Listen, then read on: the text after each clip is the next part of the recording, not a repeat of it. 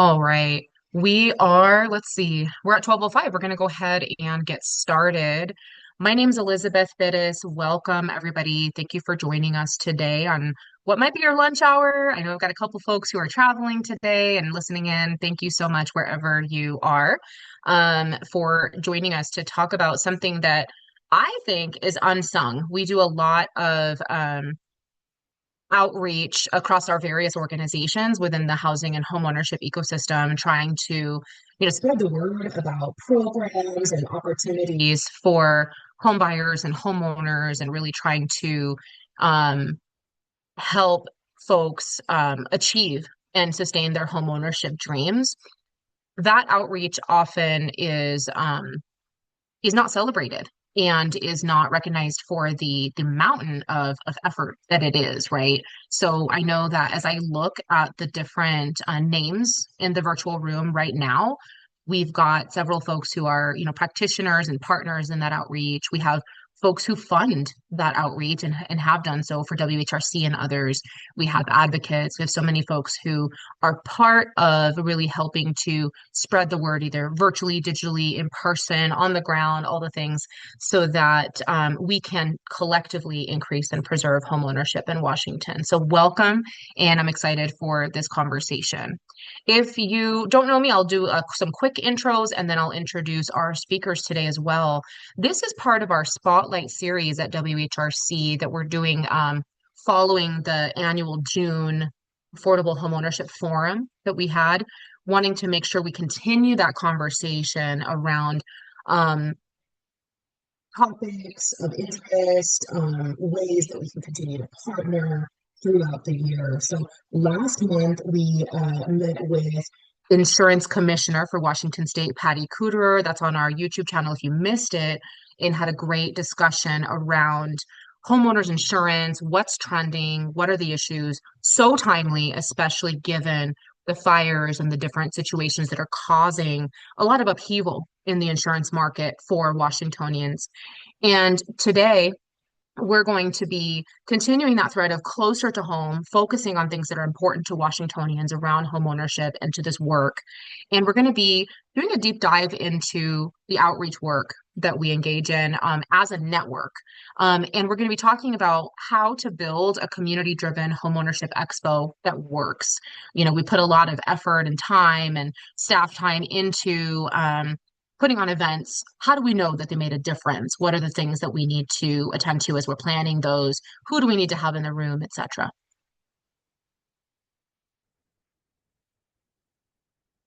All right. So just a quick preview for next month. So today we're going to talk about outreach and developing successful homeownership events.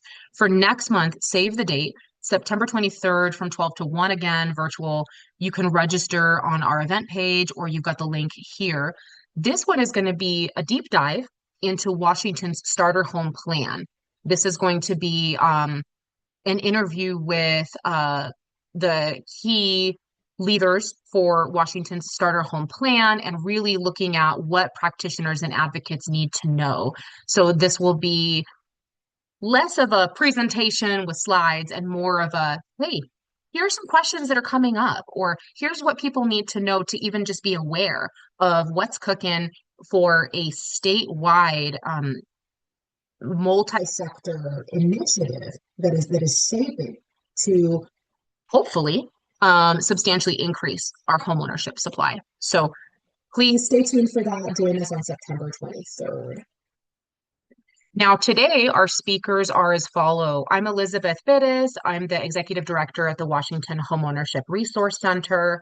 Our mission is to work together with you and serve as a hub for education, outreach, and opportunities to increase and preserve homeownership across the state of Washington. I'm going to be joined by our very own Evelin Martinez, WHRC's Program and Partnerships Coordinator and Outreach Extraordinaire.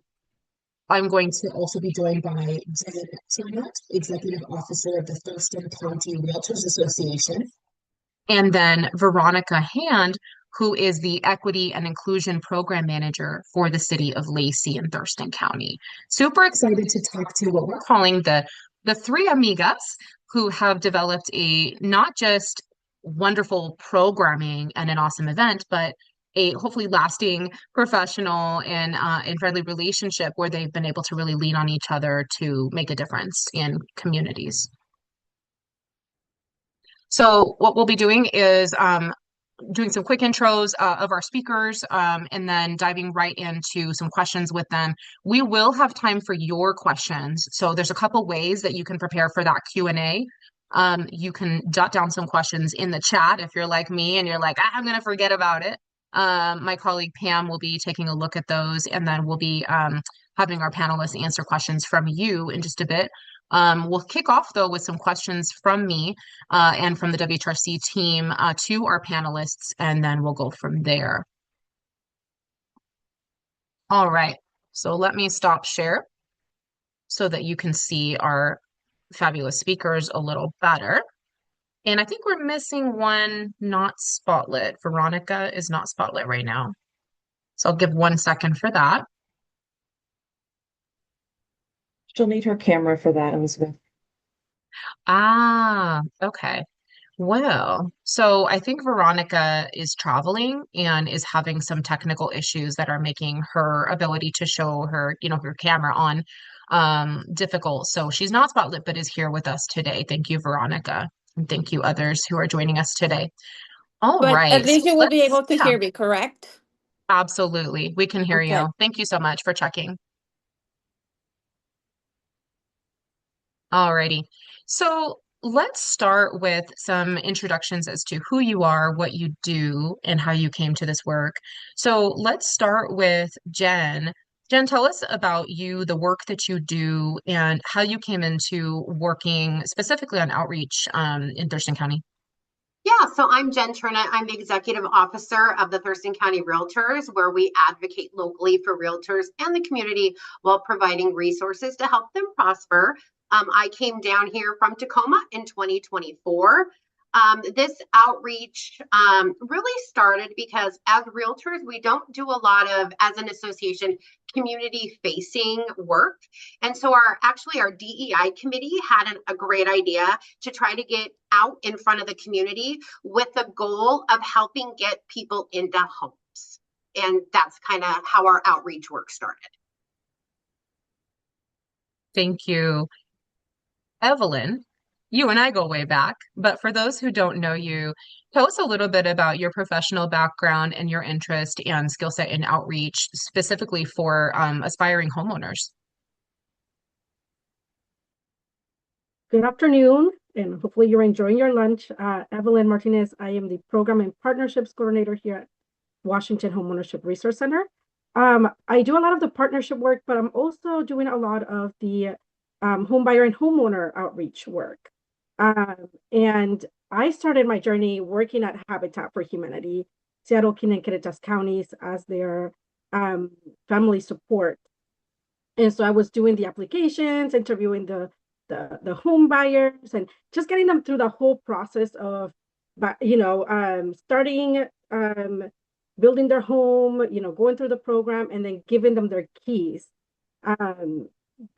And that's how I began my personal journey to homeownership as well, learning about how to do it. And so I was able to become a homeowner, and I'm like, well, more people, it's not as, I'm not saying that it's easy, right? But I'm like, it's doable. Other people can do it. If I can do it, others can do it. And so then Mr. Ali Shevani told me about WHRC, and I am so, I guess, lucky to be in a position where I can do more of the outreach in I like to say in a bigger space, right?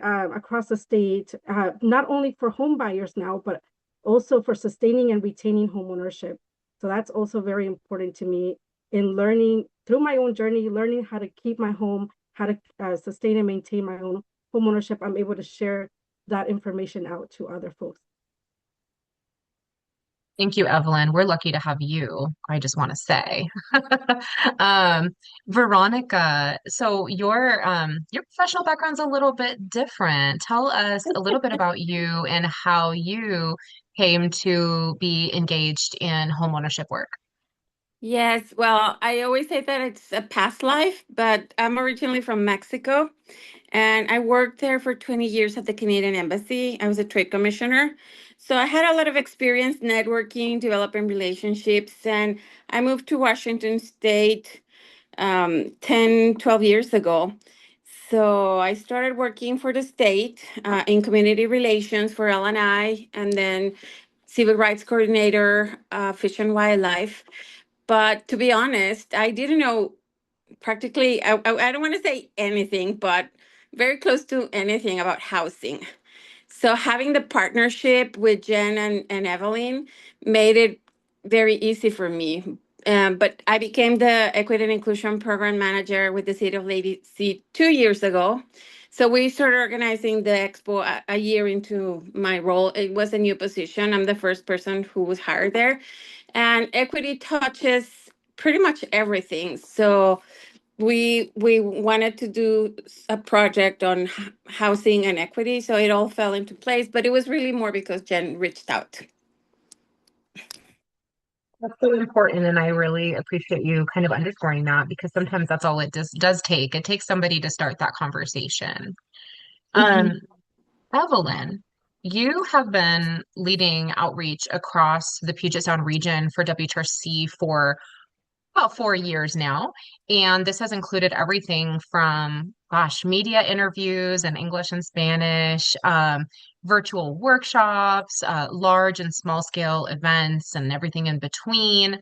And a lot of that has really been the result of building strong relationships with community-based organizations and lots of tabling, right? And sending out information and phone calls and all of the things that happen that are often unseen or unsung. Um, but there's a strategy behind that, right? So before we dig into Thurston County outreach specifically, tell us a little bit about some of the ways that you and our WHRC team, but also kind of your close network of partners, how do you map out a strategy? Like you literally map stuff out. How do you engage in some of that strategy work, and what are some tips that you have for people who are just getting started?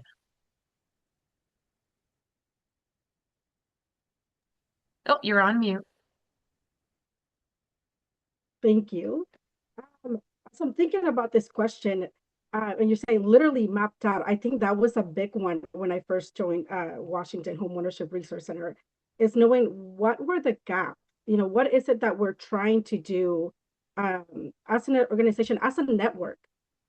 So a lot of it was listening in. I joined meetings. I started going to once I was able to build trust with community-based organizations and some of our partners. We started doing tabling events, like you mentioned, and be at our community and listening to what it was that they needed. And then I literally took down a map from Google and said, print me out, a Washington State map showing all the counties. And I went through and said, okay, this is an area where we're strong in. This is a county we haven't touched or we've done very little outreach in. And that's how we created I guess, a work plan. To see, okay, what is it that we want to focus on? And realizing that each community needed something different. Some of them were very focused on buying a home. Some of them were really focused on trying to retain their home. So I think knowing some of that was very important. Listening to what are the things that they already know, but where are the gaps of like education wise or knowledge wise, and recognizing that we can't do it alone. This is a partnership base. So it's not just Evelyn going out and giving information, but it's also bringing partners along with me to say, hey, we are, as a resource center, we're here to connect you with the resources.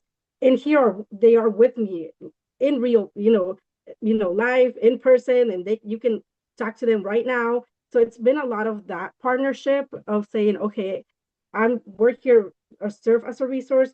Here are the resources that actually exist. Here are maybe where are some of the gaps that we've talked about as a network, and say, okay, maybe we need to do something to bridge that gap. So that's been a way for us to be able to show up in the community and build that trust. Sharing our story has been I think, a very genuine way to connect with community members, in letting them know that just because we're in this work doesn't mean we have all the answers. And though they see us as the experts, I think it's okay for them to know that we're also on a journey. That has been very helpful when it comes to building relationships, not only with the community members, but with our partners.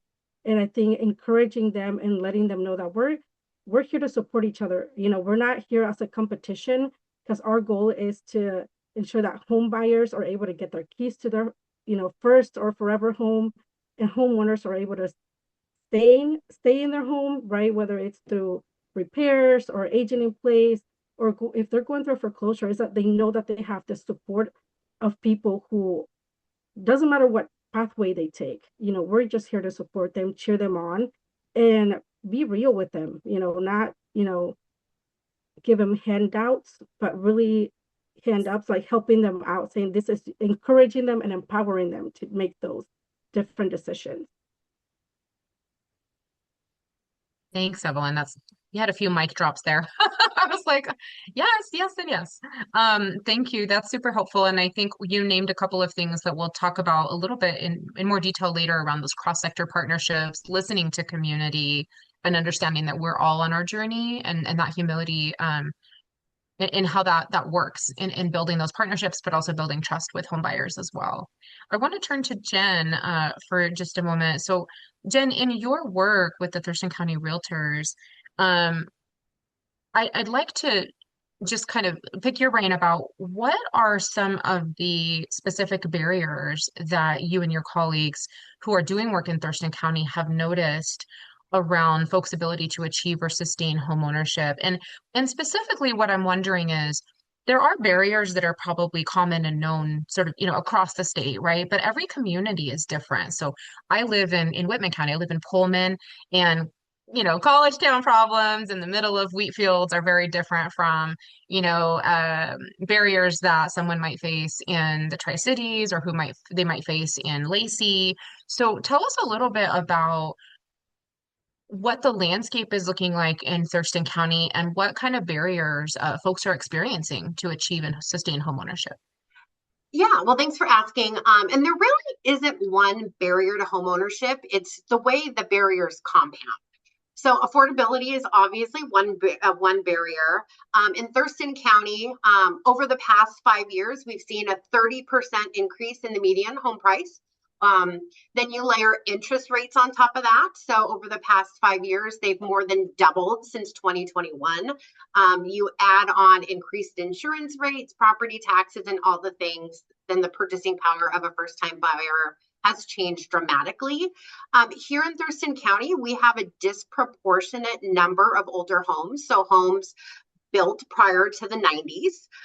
And so that's aging stock. And those homes tend to be at the more affordable end of the market. So even when someone can get into a home, they may be purchasing an older home that comes with additional maintenance and repair needs that maybe they have not planned for. Homeowners are also staying in their homes longer. This is not locally, but nationally. First-time home buyers are staying in starter homes much longer, almost twice as long as they did historically. And many existing homeowners are reluctant to give up those historically low mortgage rates. That means fewer of those more attainable homes are cycling back into the market for the next gen of first-time home buyers. And then locally, there's an equity component that we can't ignore. Veronica probably knows a lot about this, but not everyone comes into the home buying process with the same access to capital or generational wealth. We know that households of color have historically had lower home ownership rates and less accumulated housing wealth. And here in Thurston County, I mean, particularly Black people could not own homes prior to 1968. When you suddenly need a larger down payment, more money for closing costs or cash, those disparities matter tremendously. And then one of the things we've also seen is a tremendous information gap. There are people in our community who see all this data or reporting and assume that homeownership isn't available to them. They think they need 20% down or perfect credit, or they simply don't know that down payment assistance and other resources exist. And meanwhile, we have all these incredible organizations doing pieces of this work but consumers don't necessarily know how to find them or navigate them. And so what we've realized is there's actually a lot of resources here in Thurston County designed to address the pieces of these problems, but they're siloed. And a prospective buyer shouldn't, especially a first-time home buyer, maybe one that English isn't their first language, they shouldn't have to know what government agency or nonprofit or lender or housing counselor to call first. So that's really kind of what made this work so important to us. We wanted to remove some of those silos and create one place where somebody could walk in wherever they were in their home ownership journey and connect with the people and resources that could help them take the next step. And I think that's what ended up with this partnership being so unique and so powerful.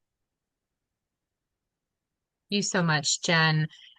Veronica, along this vein, so Jenn was talking about barriers that Thurston County homebuyers face. And Jenn, you named a few issues around racial equity, linguistic access to information, materials, coordinating resources more effectively because they exist, but are they working together? Veronica, from your end of things, working with the city of Lacey and specifically as someone whose job is focused on equity and inclusion, one of the things I'd love to ask you is at a time when, let's face it, a lot of organizations, including those focused on housing, homeownership, and other key human needs, right? A lot of organizations are backing away or shying away from anything that could be construed as equity focused or, breaking down racial, ethnic, or other barriers. Lacey's leaning in. Tell us a little bit about that decision from the city of Lacey to continue this work and to specifically focus on homeownership access. So I think a lot of things fell into alignment and happened at the same time. What really triggered it, as I mentioned, is that Jenn or the Thurston County Realtors Association reached out to Lacey, telling us that they had this project in mind, and it helped that they had a grant. So being a new in my position and having a recent position, I had a lot of flexibility because we were creating the program. So a lot of things were still open, and they still are. So I had a lot of freedom to decide which projects I wanted to engage in and support because we were just starting the program, even though we already had a strategic planning. But in our strategic planning, we have a DIB strategic plan for 5 years, and housing is one of the priorities in the strategic plan. So this project fell in alignment with our strategic plan, which was also very easy to get support for it because it fell into our priorities. And that allowed us also to have access to a little bit of funding. So that made it very easy. The other part was that I already had the contacts in the community. Well, yeah, the community, but mostly like I knew who to include because I didn't want this to be just a Lacey thing. I wanted to make it a Thurston County and a larger event so that more people would benefit from it. So we decided to host it in Lacey, but we invited the rest of the surrounding cities. So we invited the city of Olympia, the city of Tumwater, and also Thurston County.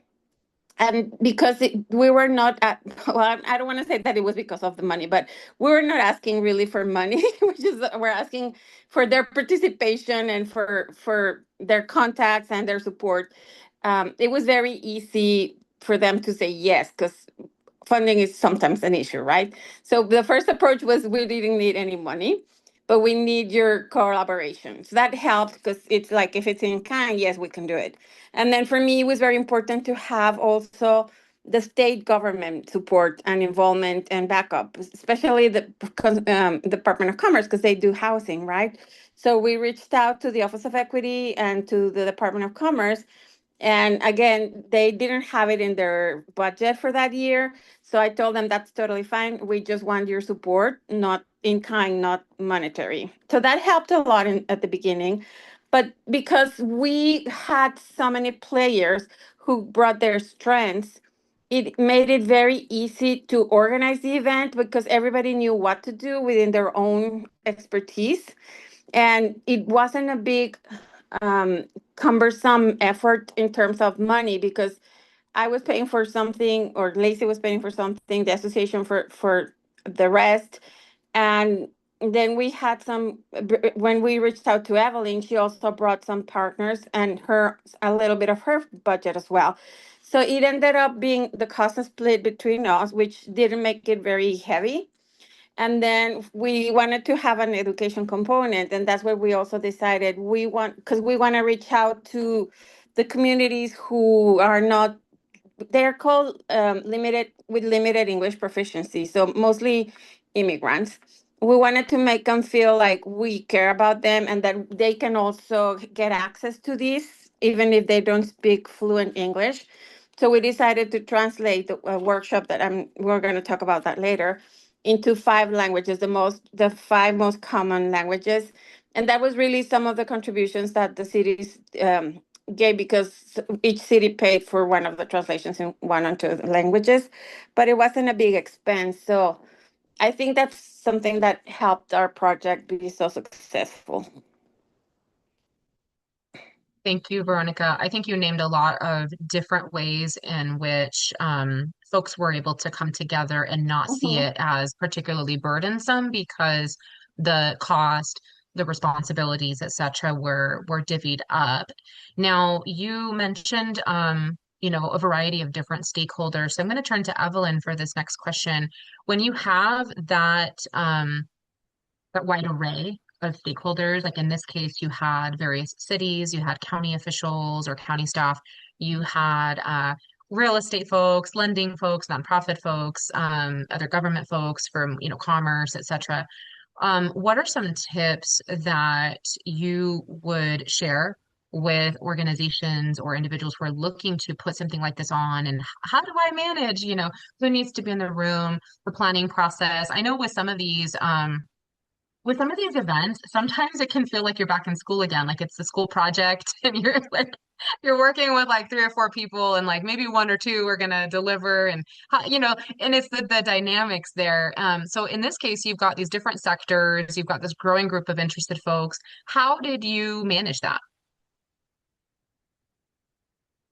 You passed this along to me, but I think Jenn and Veronica would be a great one to answer this question. I will say Sure. very briefly because because of the work that I've done with, excuse me, Veronica and Jenn, we have been able to duplicate this in King County, and I know Raquel and our team has also done other events, and I think having a smaller group has been very pivotal. But I'll turn it to Jenn because I feel like the first year we kind of learned some things, and then that's how we became the Tres Amigas, because we realized we work really well together. And like Veronica said, we all have our different expertise, right? And there's a big trust component too, knowing that they trust that I'm going to do what I told them I was going to do. And I knew that I didn't have to worry about whatever Jenn and then Veronica had to do because it was going to get done.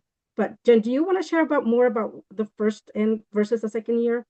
Yeah, I mean, the first year I was kind of coming into this blind. We had an idea. As I mentioned, I'm fairly new to Thurston County. I worked in the Tacoma business community for 20 years, so I didn't have those relationships or trust down here. So being able to connect with the people who did was instrumental. And so we reached out to Lacey, honestly, because they have a great event space, and I figured they might be able to give it to us for free and then have a built-in audience. And so that's where we connected with Veronica. Veronica obviously knew a lot of people. In that first year, we wanted broad representation because we didn't know what this was going to turn out to be. And it did create issues. I mean, kind of too many chefs spoil the stew.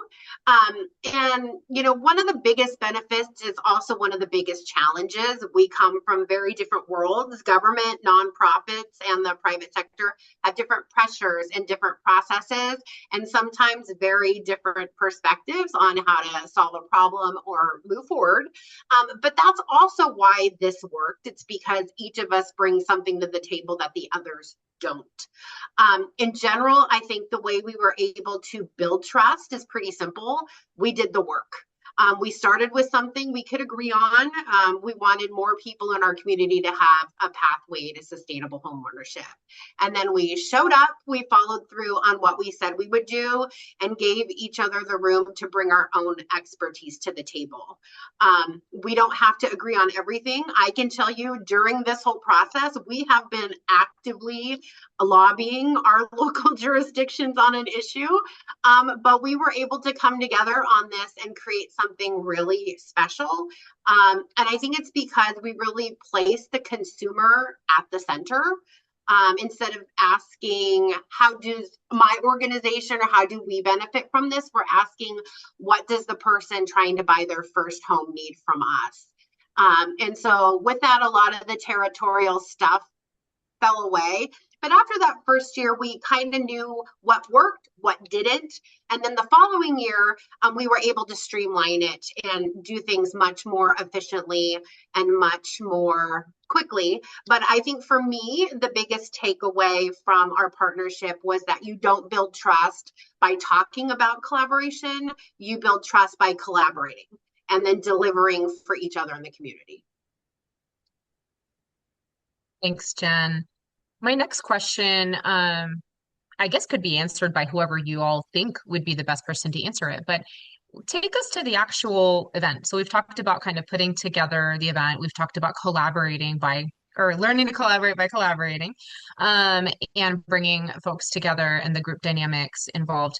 But now, like, walk us through the actual event, and what it consisted of. Like, you clearly, you've alluded to taking some time to thinking about your audience, what their needs would be, how to make sure that they could access the information. So what were the different components that went into the event itself?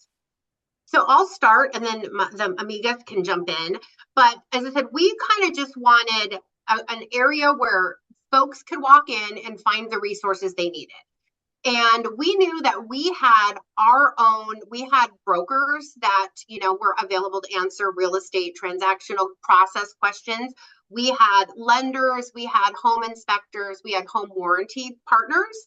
But we didn't know who else needed to be in the room. I mean, we knew that we wanted Habitat there. We knew that there were other community groups. We wanted it to be a low barrier of entry, so we didn't want cost to be a factor to dissuade those right people from being in the room. But I didn't necessarily know who those people were. So we knew that we wanted those people. So that's where Veronica came in. And then Veronica connected with Evelin, who had the educational component. I know when we were originally talking about doing it in our committee, we had thought about doing something like the Washington Finance 5-hour home or down payment assistance, and that got scrapped. But we knew we wanted folks to walk away with, as I said, depending on where they were, something to take away. And I don't know if Evelin or Veronica want to talk about how they connected with the various groups. I can jump in. For me, when Jen approached us, for me, it was important to have an event that will include a larger segment of the population. It was important to have different levels of government because of the different kinds of support that we can get hold of. And I also wanted it to have an education component. So we shared the goal that both Jen and I, that we want people to find everything like a one-stop shop, everything they need to buy a house in one place. And that's where the three of us came together so perfectly, because between the three of us, we were able to pull everyone together who needed to be there. And then the education component, Evelin just immediately said, yeah, I already have that seminar. I can just adjust it and we can create this class for them. That is like the first step. So it was super easy for me and I think very useful for the community to be able to be at the event, go and take a 1-hour class, learn about what they need, and then go outside and find all those resources there. And then, like I said, I also wanted to be able to reach out to the limited English proficiency community. So we couldn't have interpreters for the workshop, but what we did is we translated the PowerPoint presentation into these 5 languages. But I also had something else in mind. I didn't want I obviously it was the first time we were doing this, but I knew it was going to be a success. So I made sure that well, not made sure, but one of my priorities was also to be able to create something that we could replicate in other parts of the state. And I know I'm lazy, but we're one world, right? Right? We're one country, one state, one world. So I had a meeting with Department of Commerce, and I told them, because you're the state agency leading housing in the state, I want you to know that this is what we're doing, because I want us to be able to replicate it in other parts of the state. And then we were able to go to Housing Washington, and Evelyn started introducing me to some of her contacts.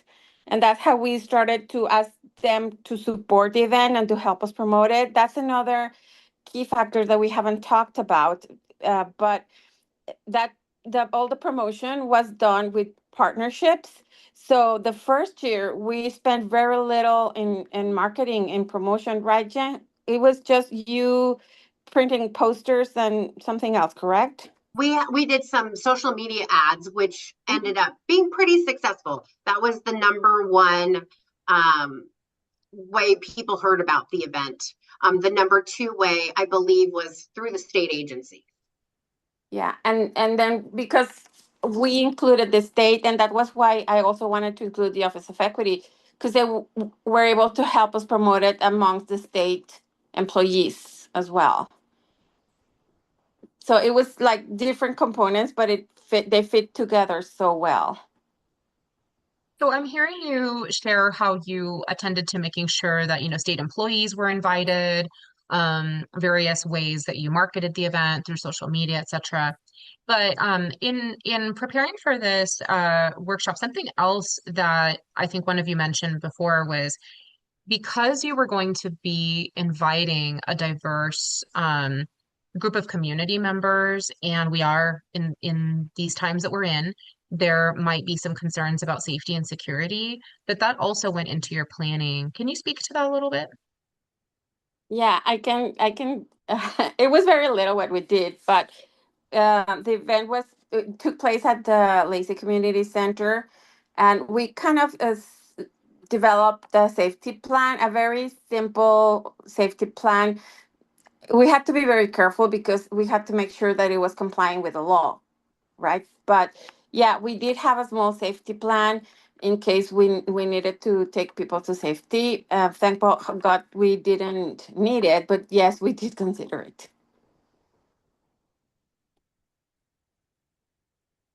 Thank you. Now, you mentioned that you all like specifically wanted to attend to folks with limited English proficiency and be able to ensure that they could access the materials. Were there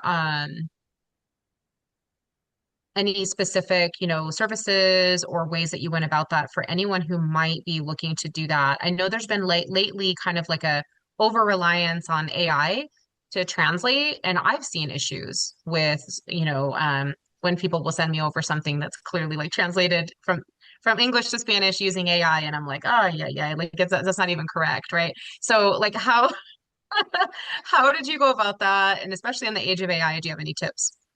Yeah, we did hire so the city of Lacey has a contract with a provider, and we did send the translations to the provider. And what we did, we asked them to do, they have different options when they do translations. So the option that I chose is to do the translation on AI because it's faster, and then have the quality assurance done by a person. So whatever mistakes the AI does, the person corrects, and that's faster and cheaper than having a translator do the whole document. So that's what we did, and it was cost effective, and because we have contracts with these providers, we have also a good rate. So it wasn't a very big expense, and like I said, the cities ended up absorbing the cost. So Olympia paid for one language, Lacey paid for another language, Thurston County paid for another language. Evelyn, you did too, right? and one association, a nonprofit, translated the Chinese. But there's one thing I want to say about that. So we also had options for the materials. We had printed copies, but we also had a QR code. Jen created a website for the event, and we uploaded some tools there. One of the tools that we uploaded there was the QR code for the PowerPoint in each one of the languages.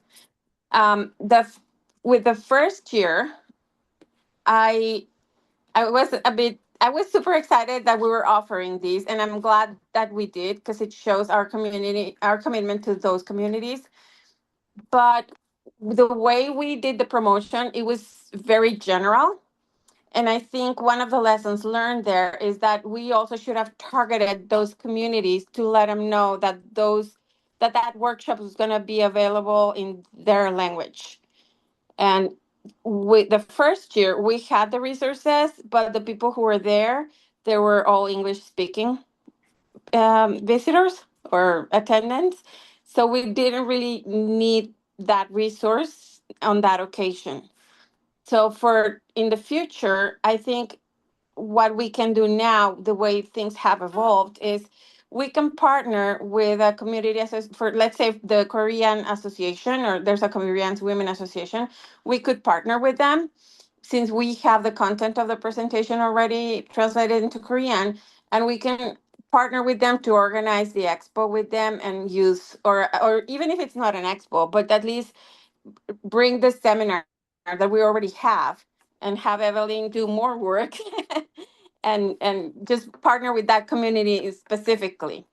So that's something that I think we can still do and that we haven't done. It's just reach out to the 5 languages that we had the content translated to. Well, one is Spanish. That was easier because we did have, it's easier to reach out to, because it's the largest population with a limited English proficiency or a second language. It's easier, but the others, the Chinese, the Tagalog, Vietnamese, Korean, I think we should partner with their associations or one of the community organizations for those languages to get the most out of that work that's already been done. Thanks for that information and those tips. I think that's so important, is to really be able to look back at what went well, what you would do differently. So I know we're running a little short on time, and I want to be able to open up to additional audience questions. So we're nearing the end of my questions for you, but one of the questions that I have for you still is, tell us a little bit about sort of the outcomes of the expo. So, attendees, do you know if you had new home buyers, resulting from the expo? Like, sort of, how do you know that the event was successful? What were some of the metrics that you looked for? And that question can go to any of you. Yeah, Jen. I'll start first, because I know Evelin has different measures than we do. The first year we just did, we tried to find out how many people came, how did they learn about us, and where were they from. So we tracked zip codes, how they learned about us. And that first year we had just under 100 people, which sounds modest. I'll tell you that because it was my first community facing event, I would have considered one person walking through the door a success. But I think what was important is the people who walked through the door weren't there to get free swag or food. They were there because they wanted to learn about buying a home. And so, we've tried to get data from our lenders. I know kind of anecdotally, the first year we heard that 12 people had closed on homes as a direct result of the Home Buying Expo. It can be difficult to track because people are going on they're in various steps of the home buying journey. So maybe it might take them 2 years to repair their credit.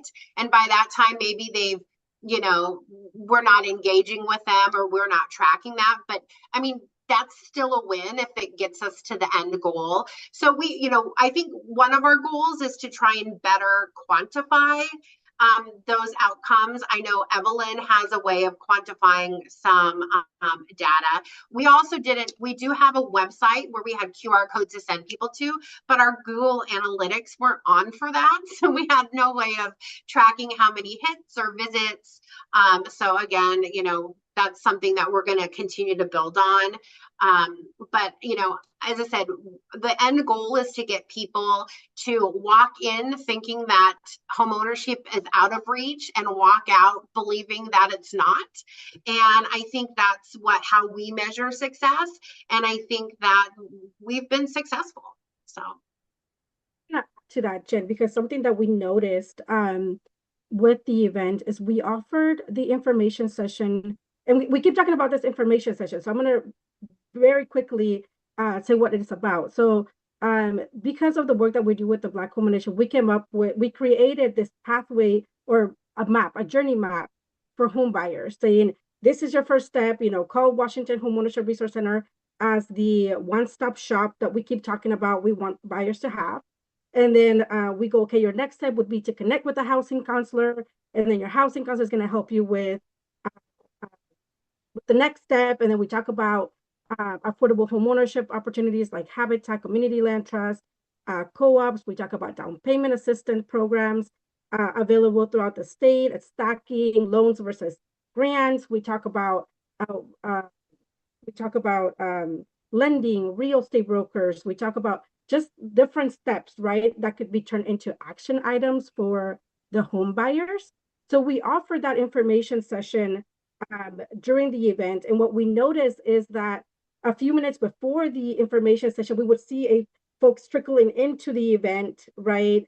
And then going around the tables and getting more information, attending the information session, and then going back out. For those that came in just for the information session, walking back out and getting more information with the partners. The other thing that I did, and I think is what made it very successful the first and second year, was inviting the partners. So most of the time I do this information session on my own, but since we already had Habitat there, we already had the Community Land Trust, we already had lenders and real estate brokers there, I invited them to talk about their specific program. So once we got to Community Land Trust, I said, hey, you want to talk about your program? You know, hey, Habitat, do you want to talk about what you have going on right now? So that made it very interactive with the home buyers. And we got a really good number. If I remember correctly, the first year we had about 40 home buyers that attended the information session. The second year we had closer to 50 folks sitting in person, right, listening to this and asking questions and interacting with the different providers. It was great to see. The second year, I kind of like a lesson learned, I attached a QR code that took them to our contact form, saying, hey, you know, you just learned all of this, you want to start your homeownership journey. Here's a QR code where you can fill out this contact form, and then one of our information and referral staff will connect with you. So we had, I can't remember the exact number, but I think it was like 8 of them that scanned that QR code and filled out the contact form, and then we connected them to a housing counselor. So that's something that we noticed that was a success for the home buyers. And like Jen said, the fact that we even if it was one person that bought a home out of that event, I think that's a success. And us realizing that the people that were going was for a purpose. It wasn't just there because it was a free event and they were getting swag and, you know, free stuff. It was really because they wanted to make homeownership a reality. Although you did feed them, right? We did. We had snacks and we had beverages. I just want to make sure we should feed people. That's the standard that we need to uphold. And yeah, it's important. We're a very food friendly organization. So it's not about the food, but we should feed people and make sure they're comfortable, right? You can achieve so much more with cafecito, in my opinion. Any questions from our audience today? I know there was one earlier from Rosa, which we answered. Yes, we did have an event in the Tri-Cities area that was awesome. We plan to again. That was another one with just a wide array of great partners, including some folks in the home repair and inspection space and so much more. Other questions that folks may have about planning their next outreach event?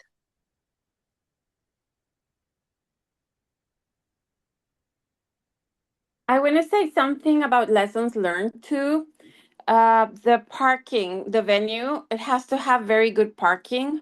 When we did it at the Lacey Community Center, we had plenty of parking, but I still was worried, thinking we should have told the exhibitors, we'll call them exhibitors, to park farther down so that we will leave the closest parking stalls to the community. We made sure that there was a bus stop really within walking distance and accessibility. The second year, the venue, the parking was a challenge, and it was a large venue, so there were three events going on at the same time, competing for parking too.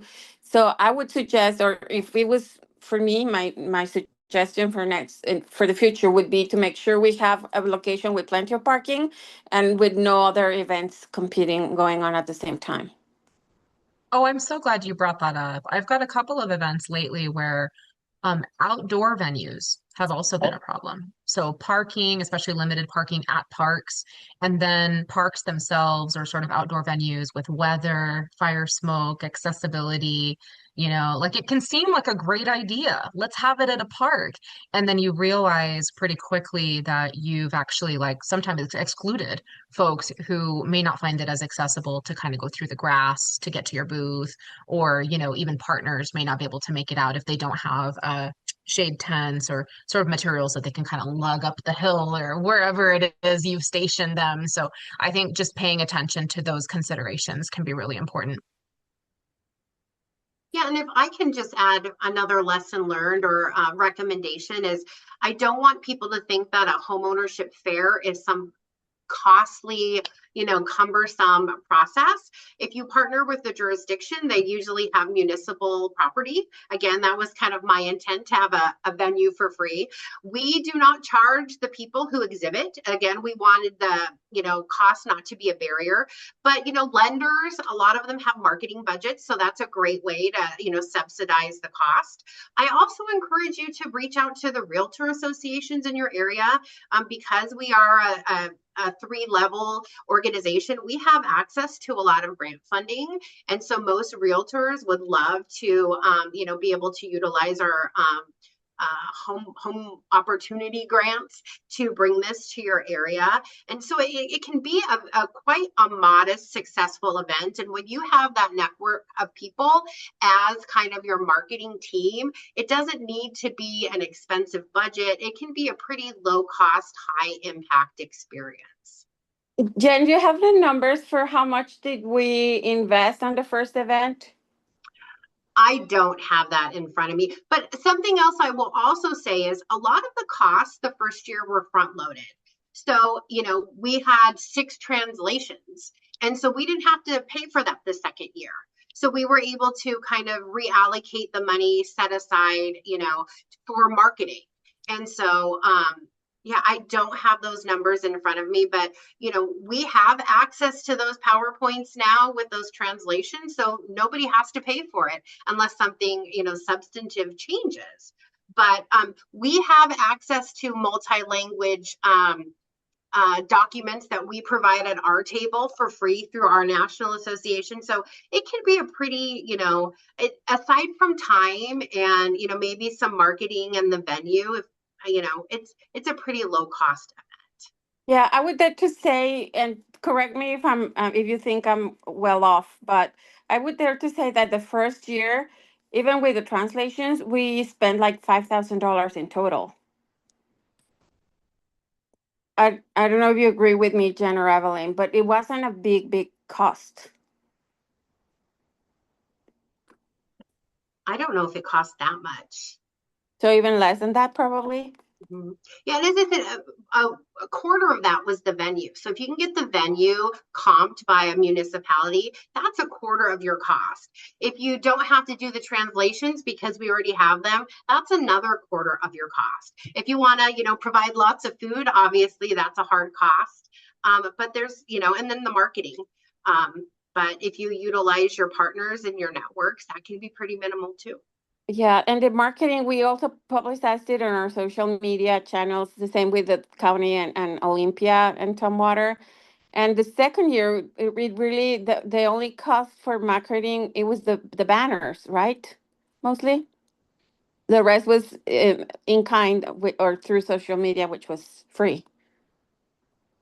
Thank you so much. I just want to note that we are at time. We can Time. hang out a few more minutes if folks have additional questions or desire to learn more about how to partner in their respective areas. So we'll hang out a few more minutes. I just wanted to let folks know. And then again, if you are jazzed up about outreach and reaching more home buyers and homeowners in your area, just know WHRC is happy to help you coordinate. You don't have to go it alone. And we have, like Jenn and Evelyn and Veronica said, we have been able to, replicate materials, templates. And so we have toolkits available for folks wanting to have events like this in their areas. They also don't have to be expos, right? They can be coffee chats. They can, your outreach can look like so many different things in many different formats. And so reach out. I did put our email in the chat. It's partnership@homeownership-wa.org if you'd like to talk with us more about how best to go about that in your area. We're here to listen and to partner and collaborate. So again, we're at time. Thank you so much for joining us, but we'll hang out for just a few more minutes if folks have additional questions.